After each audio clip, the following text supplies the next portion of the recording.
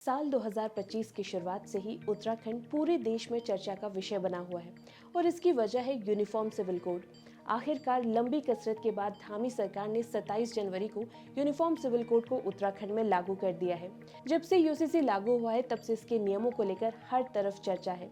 जहां एक तरफ बीजेपी का समर्थन करने वाले लोग यूसीसी को सही ठहरा रहे हैं, तो वहीं मुस्लिम पक्ष से जुड़े लोग इसका विरोध कर रहे हैं। और सबसे ज्यादा चर्चा यूनिफॉर्म सिविल कोड में लिव इन के नियमों को लेकर हो रही है। लिव इन में जिसमें अब बहस शुरू हो चुकी है वो है रिलीजन सर्टिफिकेट। अब क्या है ये पूरा मामला और इस पर क्यों चर्चा हो रही है और सरकार का इस पर क्या कहना है, हर एक डिटेल इस रिपोर्ट में। उत्तराखंड में यूनिफॉर्म सिविल कोड लागू हो चुका है। इस कानून के लागू होने के बाद यहाँ पर लिव इन में रह रहे लोगों को अपना रजिस्ट्रेशन करवाना ही होगा। ये रजिस्ट्रेशन विवाह पंजीकरण की तरह ही होगा। नियम ये कहता है कि जो भी 1 साल या फिर उससे पहले से उत्तराखंड में लिव इन रिलेशनशिप में रह रहा है तो उसे अपना पंजीकरण करवाना होगा। ये तो हो गई नियम की बात, लेकिन अब ये खबरें भी निकल कर आ रही हैं कि इन जोड़ों को पंजीकरण कराने के लिए दोनों पक्षों का धार्मिक प्रमाण पत्र भी देना होगा। हालांकि ये सबके लिए जरूरी नहीं है। ये प्रमाण पत्र सिर्फ उन्हीं जोड़ों को दिखाना होगा जो यूसीसी कानून के शेड्यूल 1 के तहत आते हैं।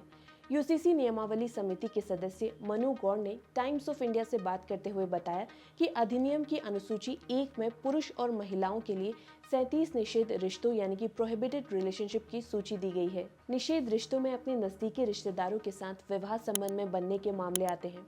गौड़ ने तो ये तक कहा है कि उत्तराखंड में ऐसे रिश्तों के मामले दुर्लभ हैं और 1% से भी कम यूसीसी पंजीकरण के लिए धार्मिक प्रमाण पत्र की आवश्यकता होने की उम्मीद है। हालांकि जिन समुदाय में ऐसे विवाह या फिर रिश्ते होते हैं वो जोड़े भी प्रमाण पत्र प्रदान करके पंजीकरण करा सकते हैं।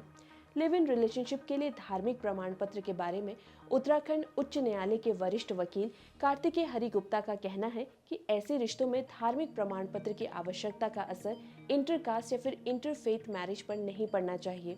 वो ये भी कहते हैं कि यूसीसी के प्रावधान सभी रिश्तों के लिए पंजीकरण के लिए धार्मिक प्रमाण पत्र पर जोर नहीं देते हैं, इसलिए इंटरकास्ट के संबंधों में प्रभावित होने का सवाल नहीं उठता है। तो मोटे तौर पर देखा जाए तो ये धार्मिक प्रमाण पत्र सिर्फ उन्हें ही दिखाने की जरूरत है जिनका खून का रिश्ता है या फिर वो जो एक बड़ी फैमिली के सदस्य हैं, जैसे कि क्लोज कजन। अगर आप इस क्राइटेरिया में नहीं आते हैं तो आपको इस प्रमाण पत्र को दिखाने की कोई जरूरत नहीं है। आपको पंजीकरण के लिए सिर्फ 4 डॉक्यूमेंट की जरूरत होगी, जो कि है एड्रेस प्रूफ, आधार, बर्थ सर्टिफिकेट और अगर आप कहीं पर किराए पर रह रहे हैं तो वहाँ का रेंटल एग्रीमेंट भी। इसके साथ ही अगर आपकी एक बार शादी हो चुकी है तो आपको उत्तराखंड में लिव इन के लिए या तो अपना लीगल डिवोर्स पेपर दिखाना होगा या फिर डेथ सर्टिफिकेट दिखाना होगा। बिना इन डॉक्यूमेंट के आप उत्तराखंड में लिव इन रिलेशनशिप का पंजीकरण नहीं करा पाएंगे। एक तरफ लिव इन को लेकर ये नियम है तो वहीं दूसरी तरफ यूनिफॉर्म सिविल कोड के पूरे कानून को लेकर ही विरोध हो रहा है। मुस्लिम समुदाय इस पूरे कानून को अपने धार्मिक मान्यताओं का उल्लंघन बता रहा है। मुस्लिम संगठन जमीयत उलेमा ए हिंद ने कहा कि वो लोग यूसीसी को अदालत में चुनौती देंगे। संगठन ने कहा कि उनके वकीलों ने इसके संवैधानिक और कानूनी पहलुओं में गहन जांच की है। उनका कहना है कि ये कानून पूरी तरीके से भेदभाव करने वाला कानून है। इसके साथ ही संगठन ने अपने बयान में ये तक कहा कि संगठन इस फैसले को उत्तराखंड के उच्च न्यायालय और सर्वोच्च न्यायालय दोनों में ही चुनौती देगा।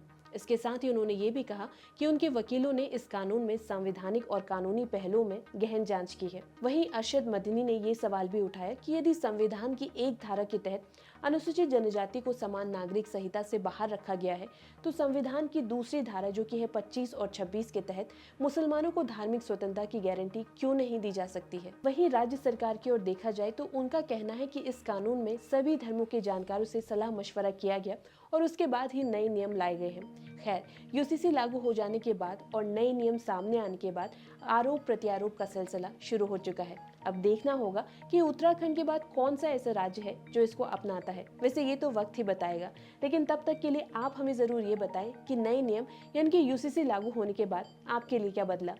यूसीसी में उत्तराखंड के निवासियों के लिए क्या क्या बदला है। अगर आप इस कानून को डिटेल में जानना चाहते हैं तो देखिए हमारी ये रिपोर्ट। इसके साथ ही अगर ये रिपोर्ट आपको पसंद आई हो तो इसे लाइक और शेयर जरूर करें और हमारे चैनल को सब्सक्राइब करना ना भूलें। धन्यवाद।